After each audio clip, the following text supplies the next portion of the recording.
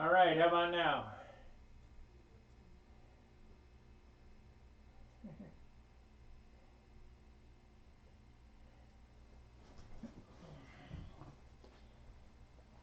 Okay, we got sound now. Yeah, we should have sound now. I see that it's working. Um,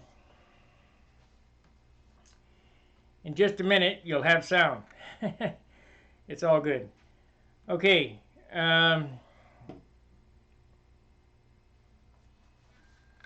the reason I'm doing this, okay, good. Thanks, George.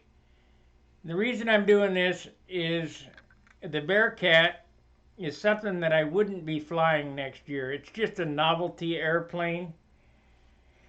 Matter of fact, I had one guy who wanted to buy the short kit and the motor and the canopies that I have and the engine. And hey, Craig, I got your email, and I also have talked to my good friend Jim Lynch, and we're gonna go.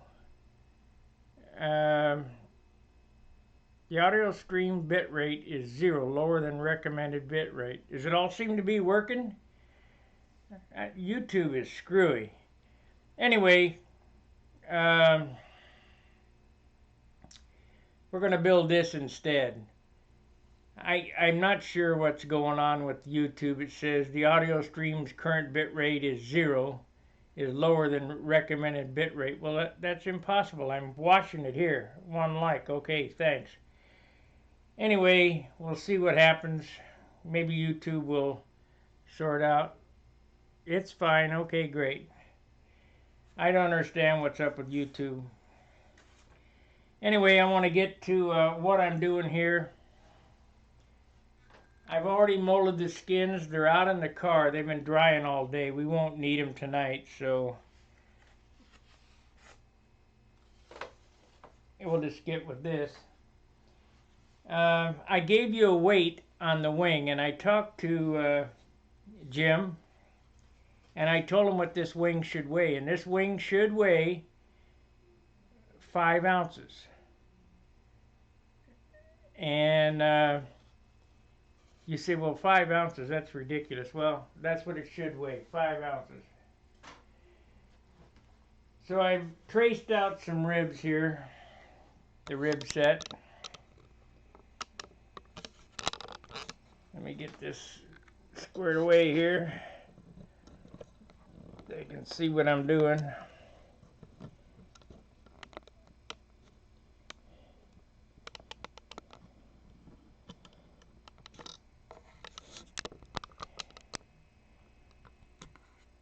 And I want to talk about laying the ribs out on the pattern. If you'll notice on the grain of this wood, I've laid these ribs out where the grain tries to run through the center line straight. You don't want it running like this. If you run it like this,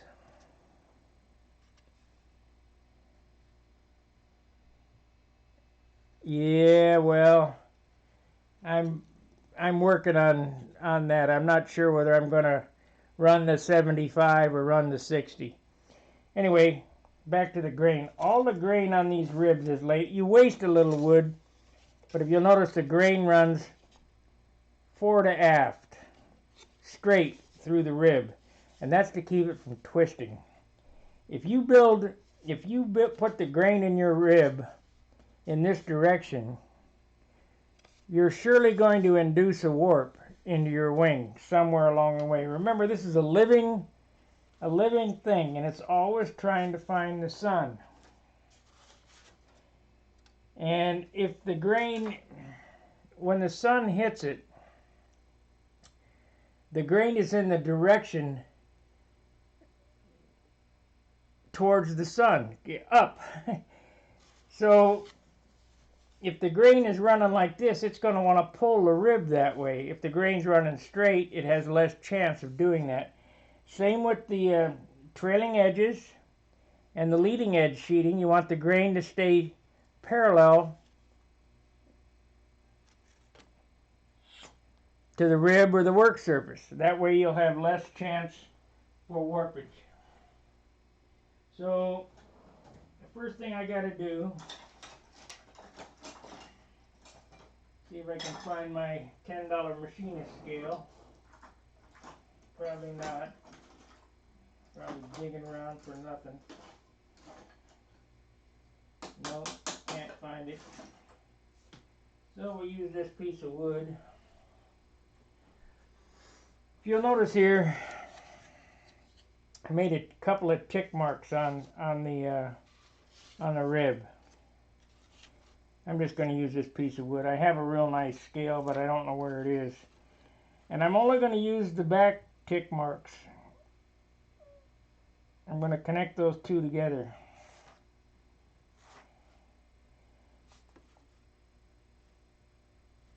And that's the spar location. Now a D tube is stronger than a C tube. However, you can't glue the sheeting on a D tube very good. You could do it in the old days using white glue, but I don't want to take all day for the thing to dry.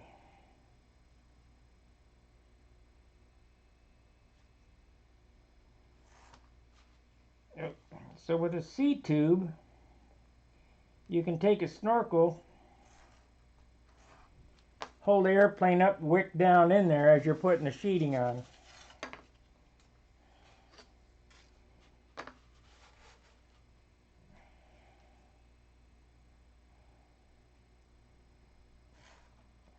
But a D tube is stronger.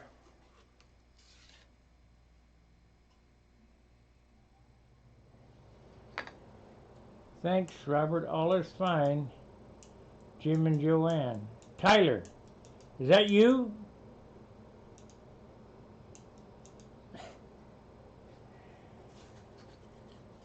Tyler, is that you, Jim? That's my good friend Jim Lynch. He's watching me on TV. I am a YouTube television star.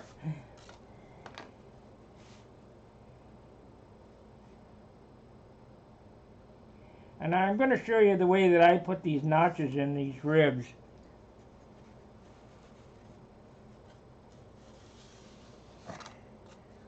I don't cut those notches. You can't cut the notches as good as I'm going to show you how to put them in there. There is absolutely no way.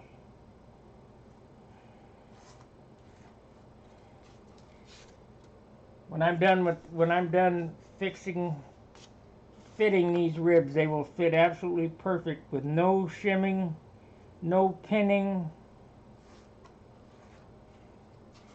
And it can be done in a short time. I mean, I only got 2 hours in this wing tops. Whatever I had last night, a little bit of time today, setting the wing jig up and cutting these out. I mean, I just traced them out. The biggest problem is I'm going to sand these ribs for perfect shape, and that's the hardest thing. And it's not really hard, it's just time consuming. But in order to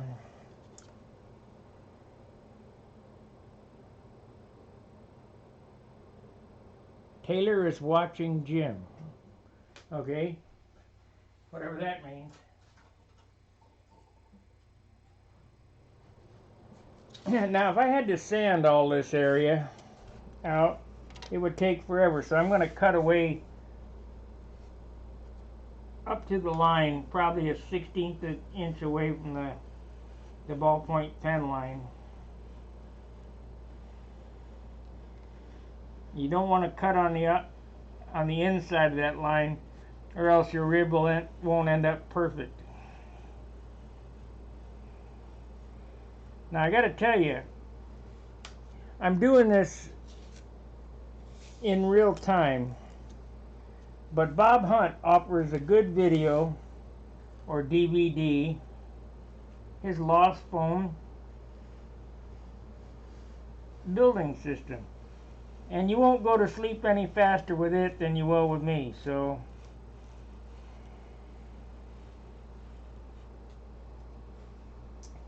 It's not like exactly watching a windy video or watching paint dry or looking at the birds. It is model airplane.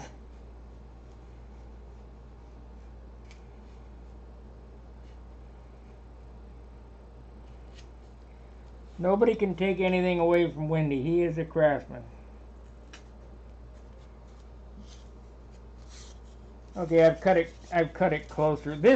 These ribs here, the center rib, L1, L2, L3 are 3/32. If I had some 1/8 inch, I'd make the center rib 1/8 inch, but I don't, so I'm using 3/32.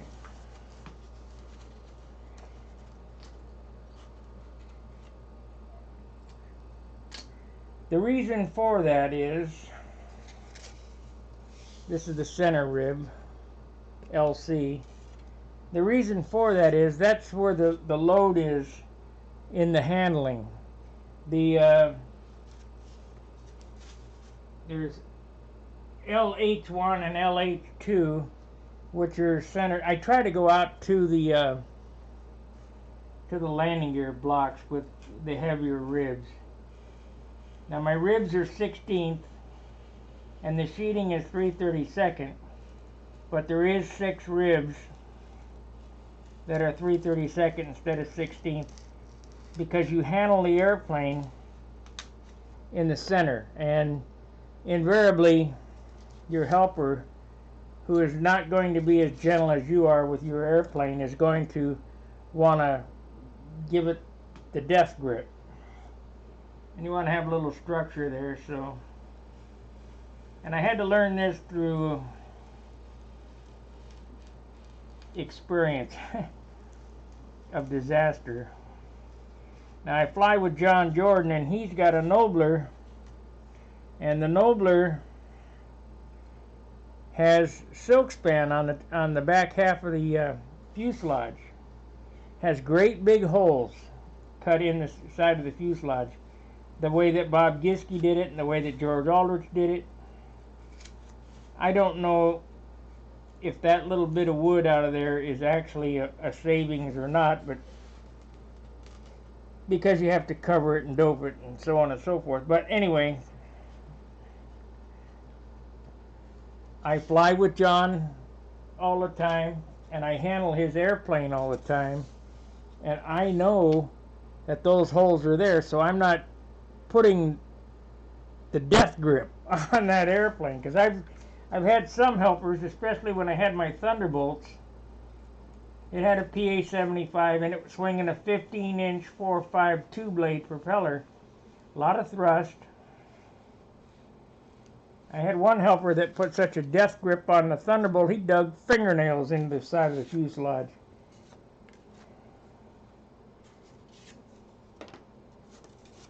And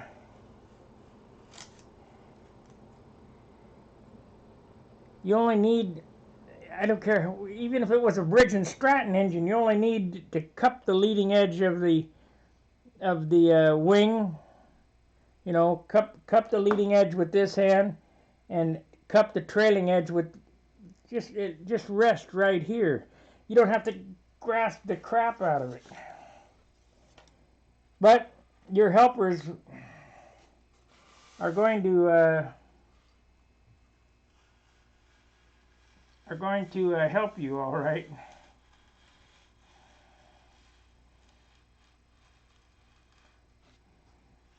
So just like always, I'll put in an hour. Like I said, I can't move too fast. I don't have any room here.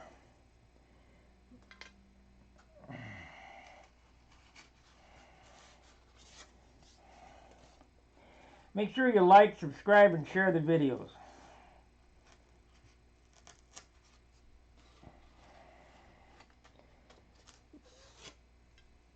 And Craig, as I stated, Jim Lynch and I are interested in a load of wood.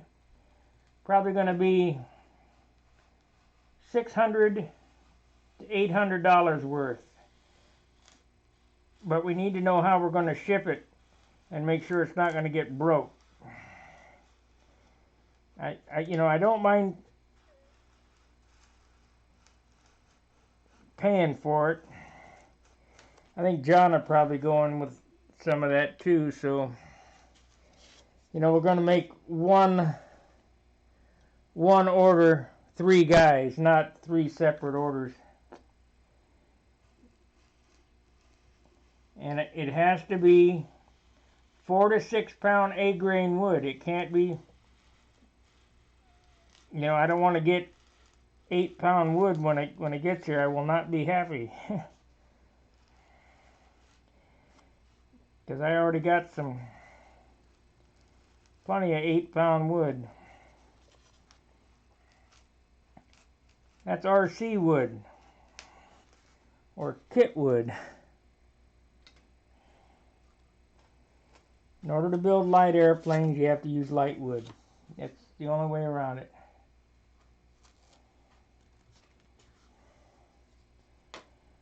Okay, we're cutting cutting the material off this stuff.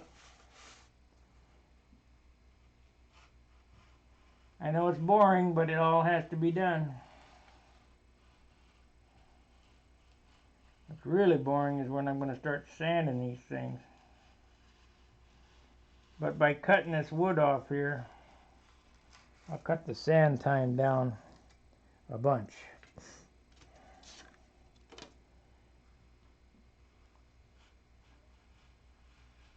Is the audio okay now?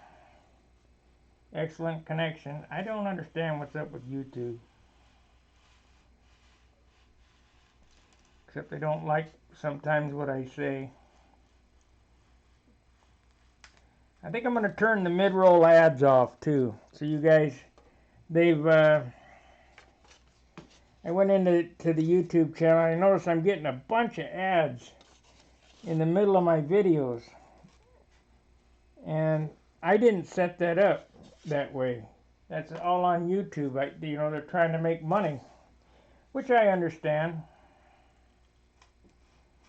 But the percentage that I get out of it is so low that I don't want to lose my fan base, so I'd rather turn them off.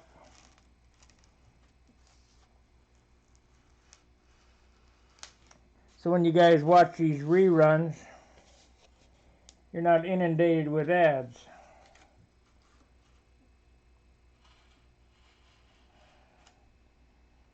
This wing is a 2-night project. I'd say it's about a 4-hour project. Maybe 5 with the holing it out. I don't know. It doesn't take long. We're going to get a weight on those ribs and then we'll double it. And I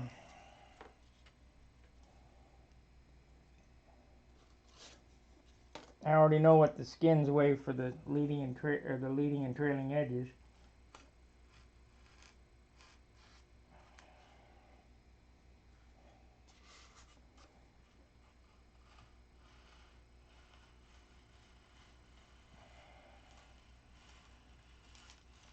I was supposed to go to Michigan, to Detroit. But I got to thinking, they got Gretchen Whitmer up there. I don't think I want to get involved with that.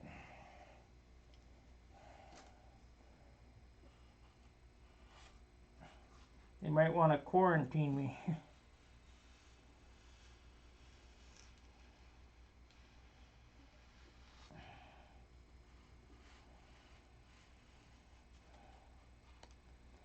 Now another thing I've done on this wing is when I marked them, all the numbers are at the top. So that the ribs, when you sand these ribs, the bevel on the wood is going to coincide with the taper on the wing. So if you put a rib in backwards, that means there's less gluing surface. And will it work? Yeah, it'll work. But tight glue joints is a must for light airplanes. Less glue. Now you don't think much about it, but what I want you to do is take an old glue bottle, an empty one, and weigh it, and then weigh a full glue bottle and minus it and see what the glue weighs. You'll be surprised how much it weighs. And you guys putting 2 and 3 bottles of glue on, there's no need for that. I might go through a half a bottle of glue. Try to use the least amount of everything. Least amount of epoxy. Wipe off all the excess. Very little glue. And you can only do that with tight joints. So we went through these ribs here pretty quick.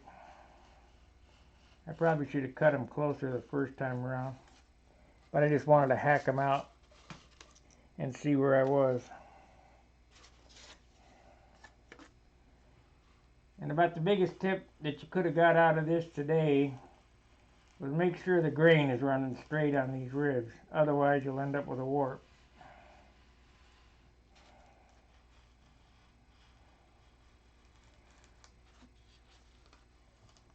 It wastes a little wood, but control line guys are innately cheap. Don't be cheap. If it costs $10 more, so be it. It's well worth that to have a straight airplane. So what we're doing with this type construction is engineering for rigidity. Not the amount of lumber,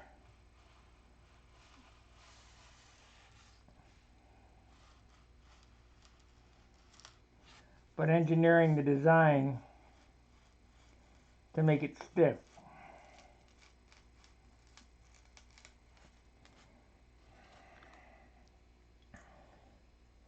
It was kind of nice. Jim Lynch said today I taught him something, and if you guys were paying attention, what I taught him was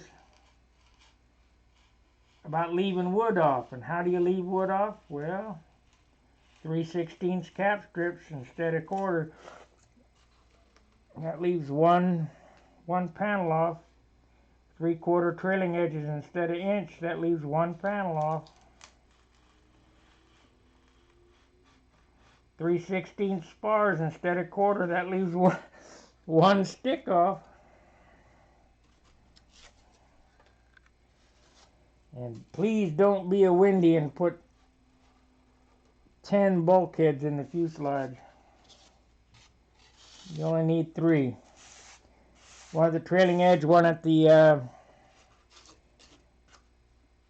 trailing edge of the wing,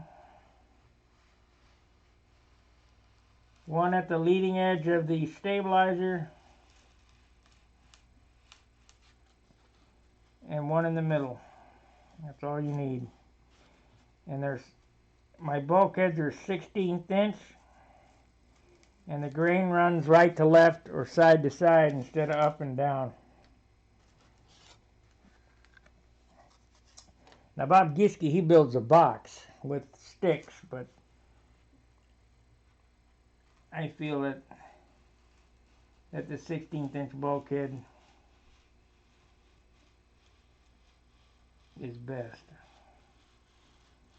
And we'll talk about that here in a second. The fuselage is basically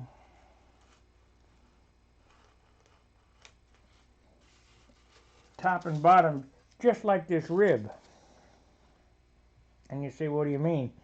Well, each bulkhead, and the more curve that you can put in it, the stronger it'll be. If you make your fuselage curved like this rib, it'll be a whole lot stronger than straight sides. So what I try to do is kerf the sides and round the top. And you want that bulkhead, the top of this bulkhead to run from all the way at the bottom to all the way to the top. And what that does is it locks it up like an egg. Okay, so now I got to get rid of this wood that I cut off here. I don't know how much I cut off, but enough. Let's see, we need that stick right there.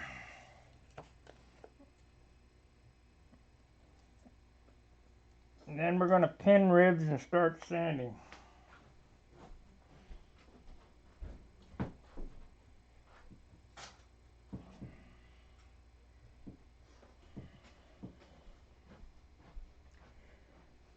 And Bob Hunt calls this walk building, and it basically is, because the longest part of building this wing is cutting the parts out, because I can put this wing together in 10 minutes if I had all the parts cut, because all the parts fit perfect and they just lay in with no pins.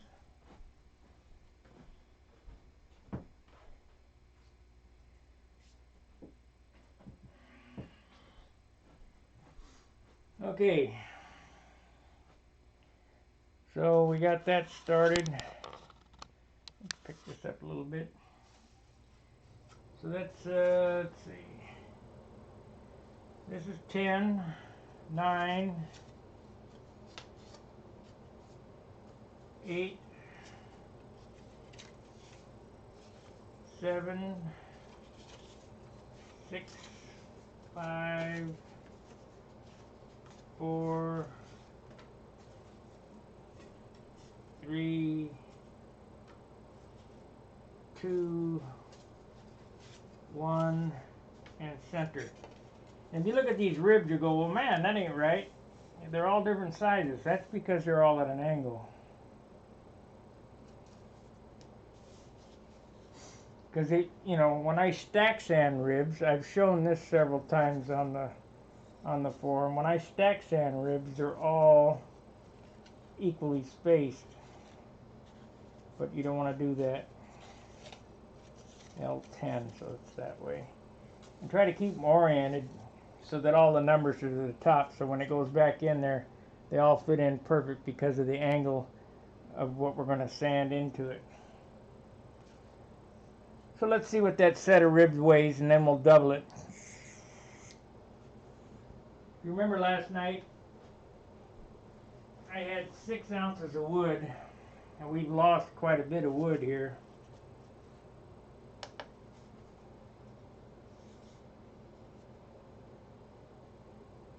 So this is 1/2 ounce of ribs. So that means the ribs are an ounce. This is a 1/2 ounce. Double it. That's an ounce. And the leading edges were 3 ounces. That's 4 ounces. And the rest of the wood, it's a 5 ounce wing. Now, of course, that doesn't include the tips. These are the tips that I'll use. This is the lightest tip that you can make. This is the same setup that goes on a I-beam wing.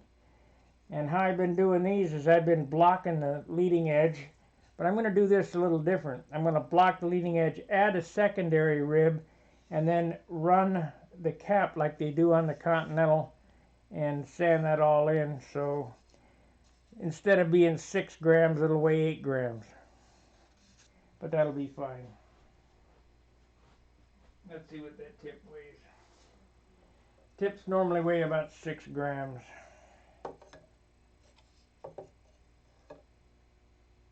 It's a 1/4 ounce, so that's 7 grams. No, 8 grams for this one. I'll get it sanded, it'll be down to 6 grams.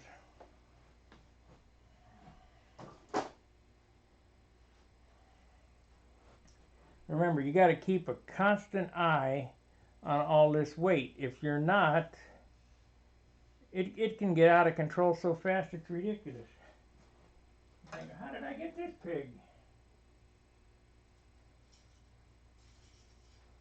Okay, you take your rib blank.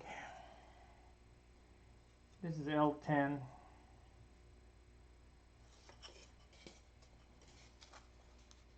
And I'm going to line up the ink marks on there and the center line.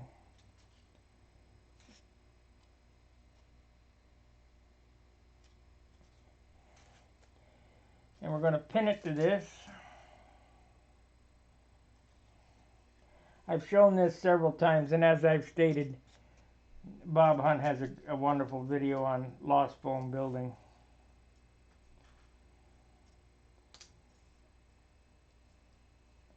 You know, I didn't know everything, and that's how I had to learn it. It's kind of like molding balsa wood.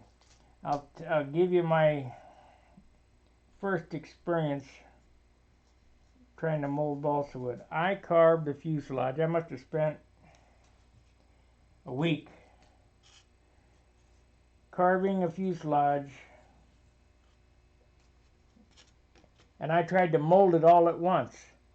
And when I got that wood on there and it started buckling in those compound curves, I got so frustrated I threw it in the trash. Well, you got to learn from somewhere, so I had to watch Billy the compound mold tapes. So I need the sanding block now. Where did it go?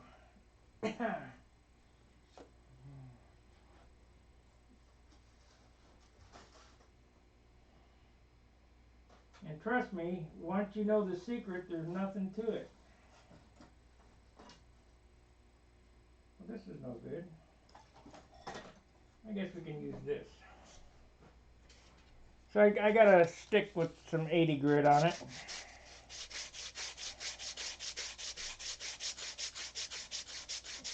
We're not building a watch, so it doesn't have to be sanded with 320 or anything. Matter of fact, this ain't rough enough. It's going too slow.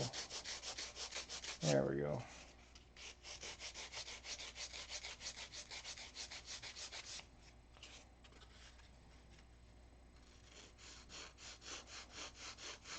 Take your time, you're in no rush.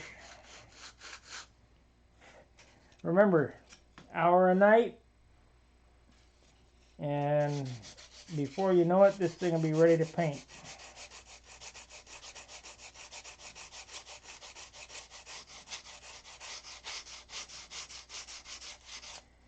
I figured this would be a better use of my time than building the Bearcat.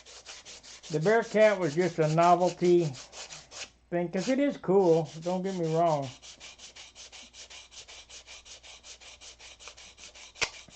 I'd like to build another Thunderbolt, because it is cool, but they don't fly that well.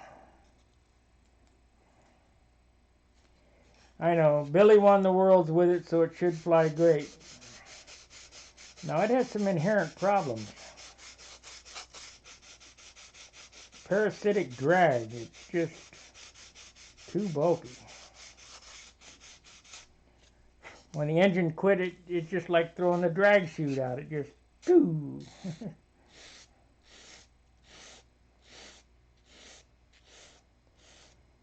And I've told the story before about Billy asking me, "Gonna build any more of those?" Nope. How come? Poor design. I told him that right to his face.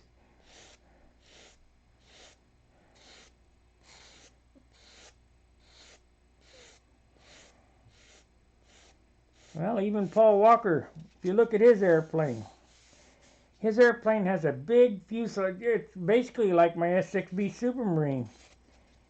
That airplane is a Thunderbolt with a streamlined fuselage.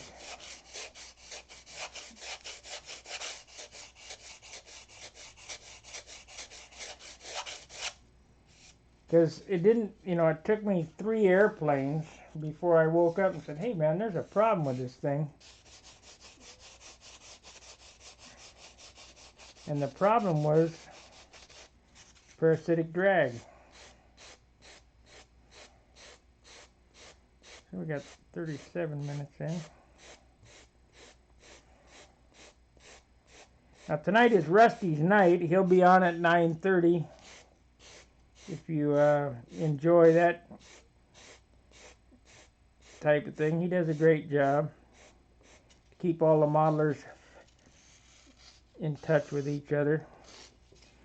Okay, so we've sanded this down so it's flush with the foam. This was such an innovative idea. It was brilliant, you know, brilliant. I guess Hunt is the one who gets the credit for it. Certainly wasn't me.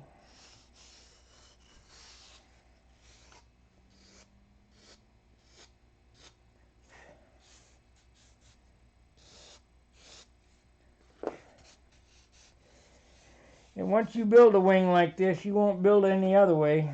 I mean, unless you're building an I-beam. I-beam is a good way to build. I-beams are so easy.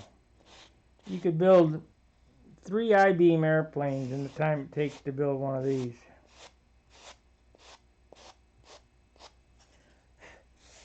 And you do it sitting on your couch. You don't even have to stand up. The biggest part of that is cutting the ribs. Anyway, so now we're going to do the notches.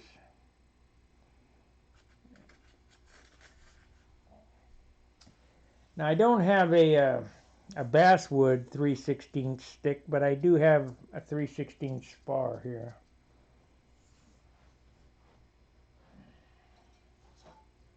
And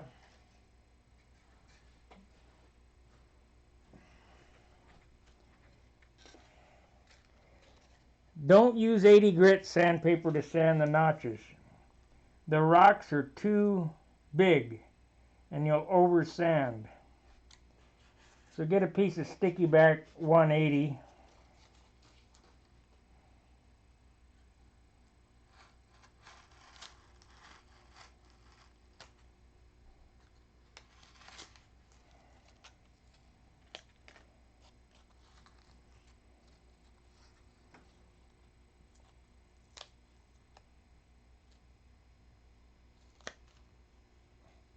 Do a good a job as possible getting this on here.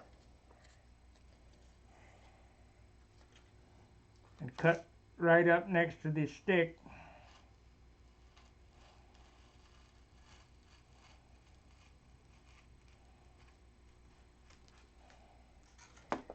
So you have a sanding stick that looks like that. I have some other sanding sticks, but I like this because this will give you the perfect depth. So now you take the rib off the foam. Like I say, this is what takes the time, and it's pretty boring, so I will probably do some rib sanding and stacking off camera. You know, we'll do it, we'll work on this for an hour, but I'll probably do some, you know, sanding off camera because it is so boring.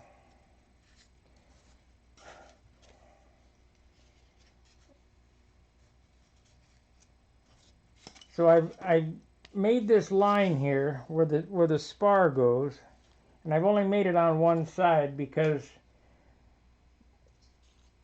this jig was laid out for 1/4 inch spars, and I don't use 1/4 inch spars, so we're using 3/16. And you just hold your finger on that line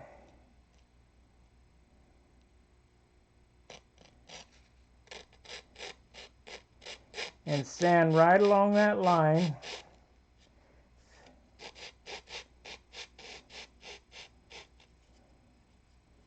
until the notch is 3/16 of an inch deep, and you'll know that when you get to the top there, it'll be flush.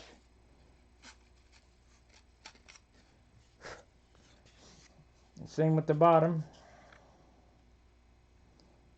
Now you think, well, we're done with that rib. No, still got to hollow it out, and that takes some time. You know, I'll go through and do all these.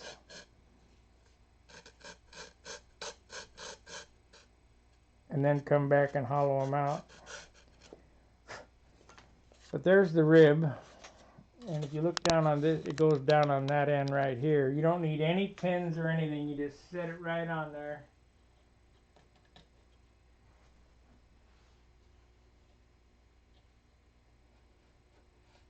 And position it and it's absolutely perfect.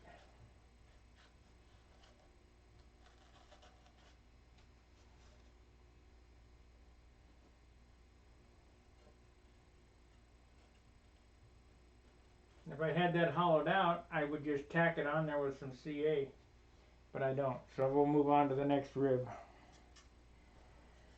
Now, the nice thing about the next rib is you can do two at a time.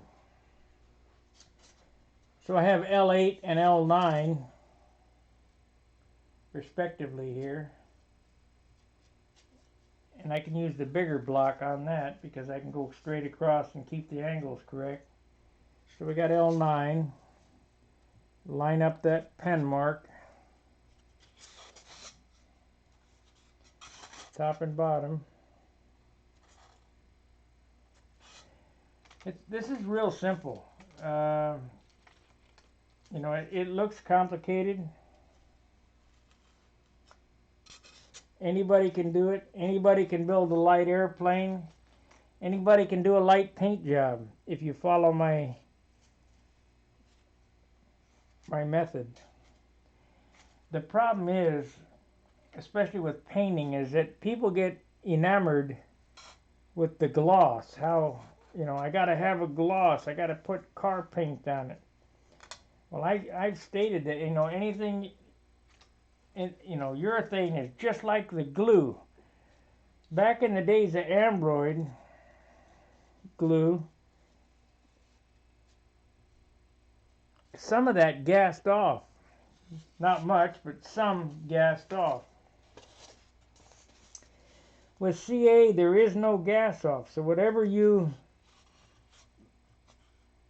added from the bottle is the weight that you put on the airplane. And that ain't good. And it's the same with the urethane paint. You know, I use 2K clear, I use epoxy. Well, whatever that can weighs, because there is no solvent in the vehicle, it's on there. It's plastic. It doesn't go anywhere. But with nitrocellulose dope, it's plastic, but its vehicle is naphtha and urethane, or urethane, naphtha and lacquer thinner.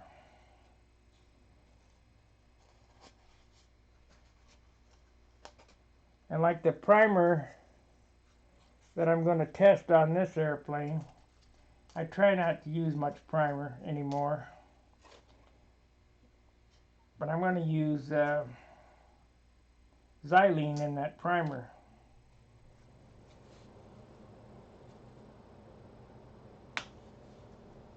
Xylene does a couple things for properties. It makes it dry faster, and it makes it burn into the next layer because it's a hotter chemical. When I was in the Navy, we used MEK, methyl ketone tech, and that was some pretty hot thinner, but xylene is even hotter.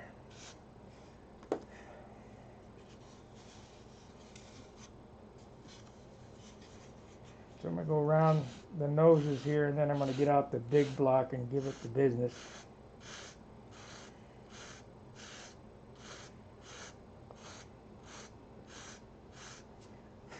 I'm also going to mark these. What wing is this for? This is for my own design. They're all Noblers.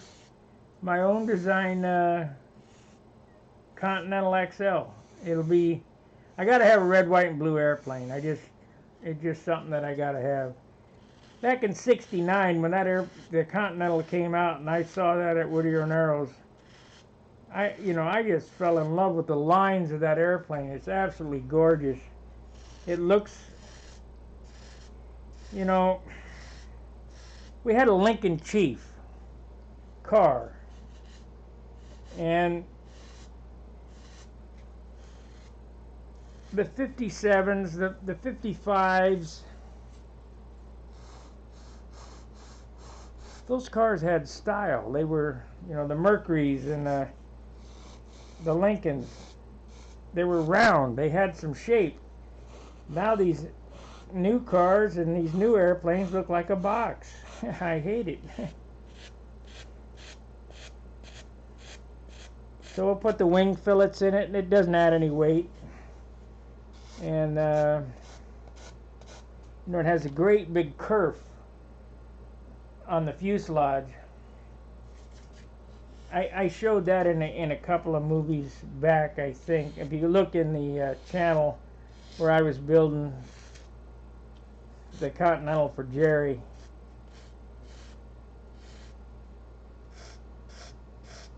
the classic Continental. This is not going to be a classic airplane. This is going to be a modern PA airplane with the classic look. Basically like my Tucker. That's my big Tucker that I'll, as soon as I can get the paint, I'll finish that up.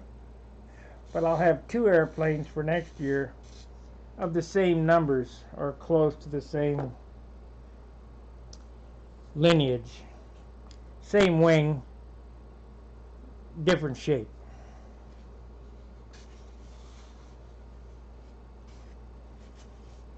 You guys want to design your own airplane, it's real simple. Just take any wing that you have there that you happen to like or use, dream up some numbers, nose moments, what you think will work. You know, I've tried everything. I've tried 9.5 inch nose, 17-inch tail, 10.5 inch nose, 16-inch tail. As Galdini says, the nose only has to be long enough to balance the tail. So if you're short coupled, you don't need a real long nose. And by moving the engine back with a 3/4 inch prop extension and the tank back into the wing, my tank sits way back here. Way back, the bell crank just clears the tank. Hey Julio, it just clears the tank.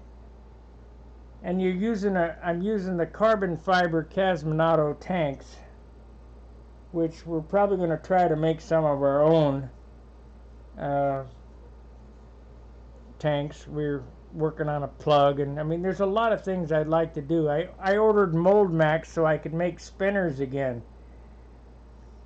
You know, for a while there, if you look back at some of the old videos, I made landing gear, I made spinners, I made bell cranks, just like Wendy did. You know, it's just something to keep you occupied. And you know, building these airplanes over and over again is, you know, it's all right. But you got to do something different. Now John, he has a lathe and a milling machine and those type things, so he can you know, if he needs a muffler or a prop extension or some little weasel wazzle, he can just zip it out with his mill or lathe or whatever. Well, I have a lathe back in St. Louis. I don't have a mill. The only mill I have is a Mexican mill, which is a file. But you know, I can do everything by hand. Everything anybody can do can be done by hand. We have a guy in the St. Louis area, Keith. I don't remember his last name, but I know his name is Keith. He builds these steam engines, and he uses a file. He doesn't use any machining at all. He uses a file. He files these little nuts. And man, the detail is just unbelievable. It must take thousands of hours to file all that stuff. Gus Vogel, he's since passed away, built the turbine jet using only hand tools, pliers, tin snips, files, and it was cool. John Garrett's got it now. Okay, so let's get the mama out.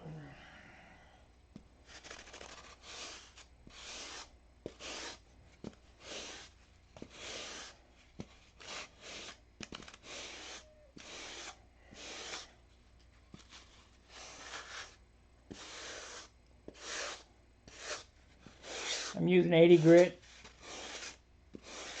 Like I say, these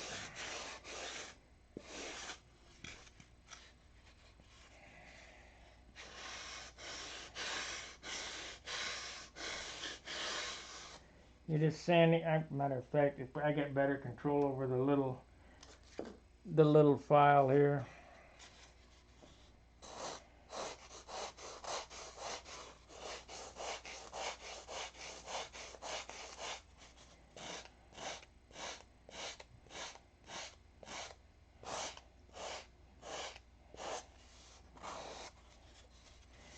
Boy, I'm gonna have some sawdust tonight. I have to clean it up with a vacuum.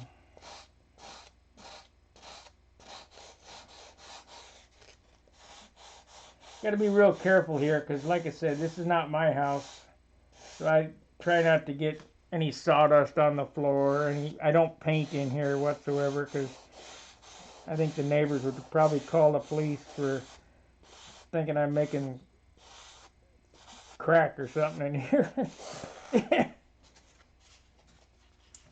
So the glue I use is non-scented, and I try to clean up the mess,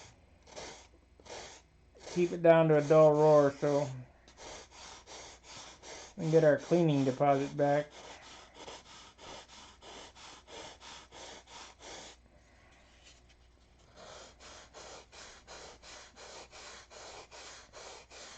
Looks like I'm only going to get about 3 ribs made in the hour. I guess that's my limit. 3.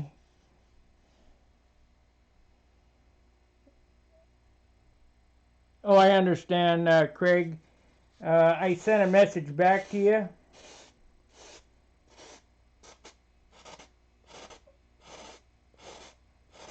I'll look at my messages after the broadcast here. We want to, like I say, Jim Lynch is going to want to get in on it. I bet that John will get in on it. We'll go 3 ways. We'll order, if we can order $1,000 worth and get it shipped at a reasonable price.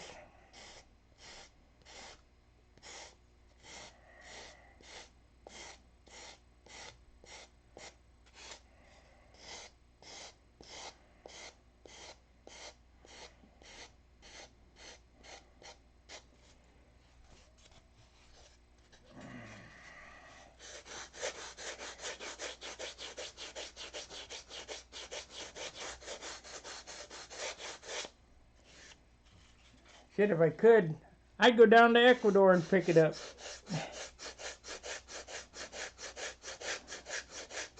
I know they're leaving all the good stuff on the floor.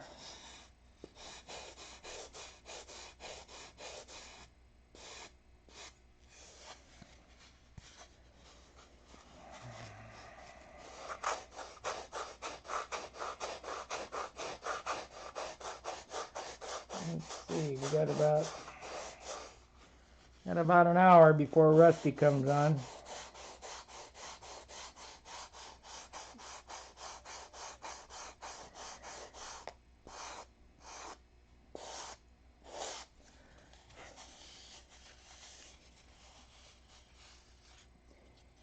Unless Charles is going to do it.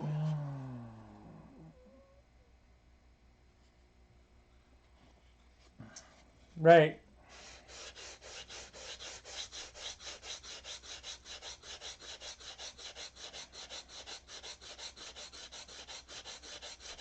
Samples is good. But, you're a fellow modeler and you say I'm going to get what I ordered, so... I mean, back when Lone Star Balsa was open, Riley Wooten, you could have a special cut 77 thousandths balsa, and it was all grade A contest wood, and Riley would go out there, I think, and hand pick it. But then he burned. Well, I did get a couple of times where I had to. I never send wood back because I just figure it's not worth it. I just end up giving it to the RC guys or using it for molds and stuff like that. But I got plenty of RC wood left over from years ago, so I don't need any more RC wood. But Ronnie had to be probably the best source. It was good. He was a modeler, and it was good, grade A, 4 and 5 pound stuff. But like I say, I have got some bad stuff from him, but not very often.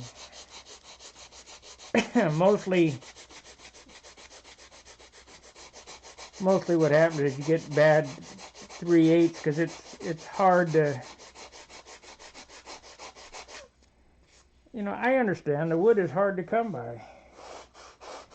But that nonsense of them using in the windmill blades, I ain't buying.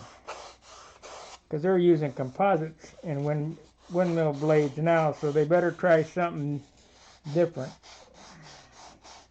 You know, I guess they're using COVID as the answer. I don't know. But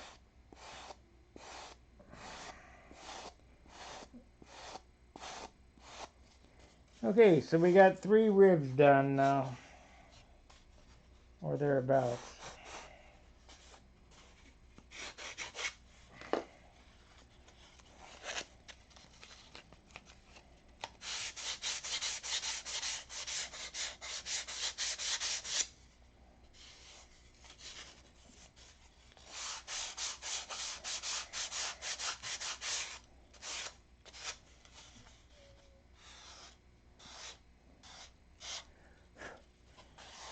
Now, if you look at these ribs, these angles, on New Guinea, I don't care if it comes from the planet Mars, as long as it's right.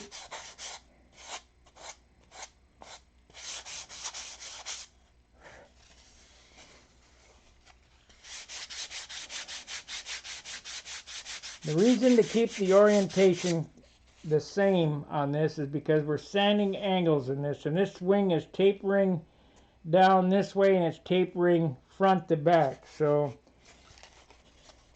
you want to make sure that you keep the orientation correct. I'm going a little overboard here on getting this sanded out, but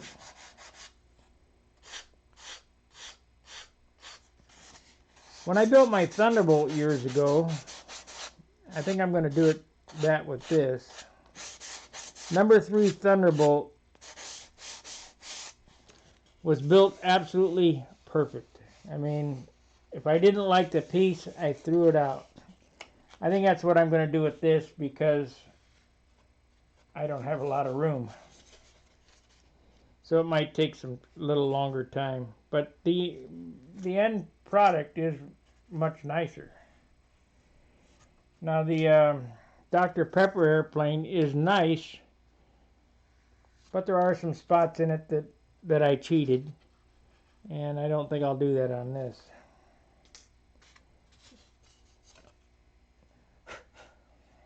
L9, L8. So once these get cut, hollowed, there's a stiffener stick that goes in there. That adds a little bit of weight, but I have to cut the trailing edge ribs too. You don't want to forget to add those trailing edge ribs on a geodesic wing because the span between the ribs is so far. You got to split it in half to hold the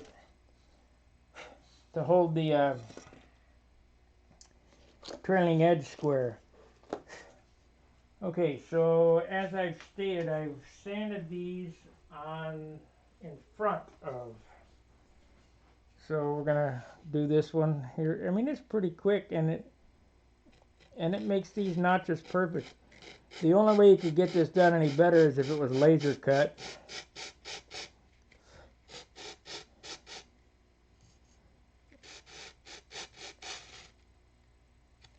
And then you wouldn't have the satisfaction of knowing you did it.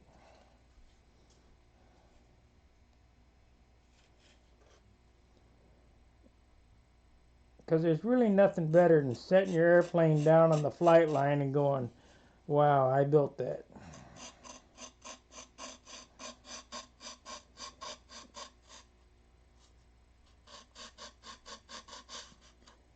I can remember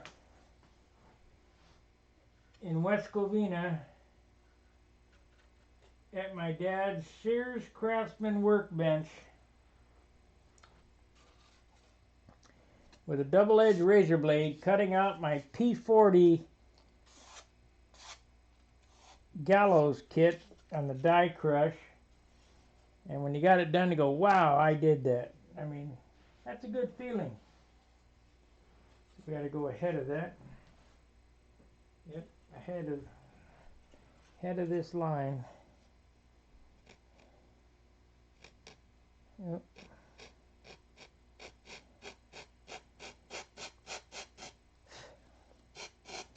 Just sand right down that line until you get to the bottomed out. As I stated, this process, is slightly boring, so I won't do all this on camera.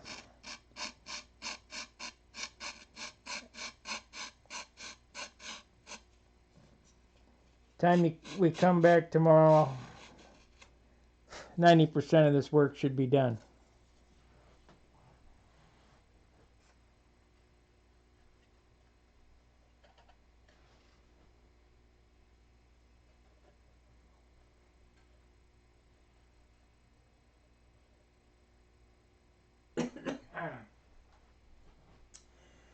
So I've been on an hour and 4 minutes. I appreciate you guys watching. This is basically just an update on how I do things. I mean, it's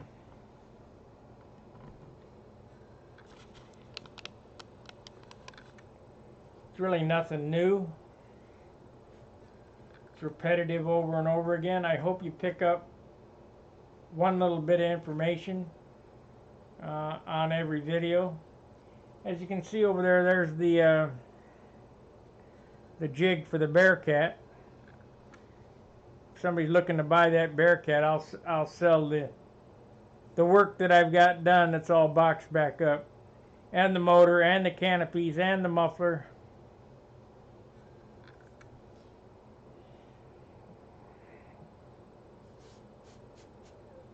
So like, subscribe, share. Thanks for watching. Make sure you join Stunt Hanger, and if you're joining Stunt Hanger, you got to use your real first and last name with a space between it, or I won't approve you.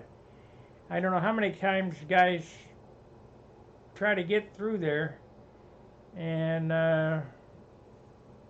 it ain't happening. I can tell you that right now. All right, guys. Good night, Keith. Good night, Jim. Good night, Joanne. Good night, Craig, Julio. Buenos tardes, buenas noches, buenos suertes. And probably see you tomorrow night. Till then, fair winds, tight lines. See ya.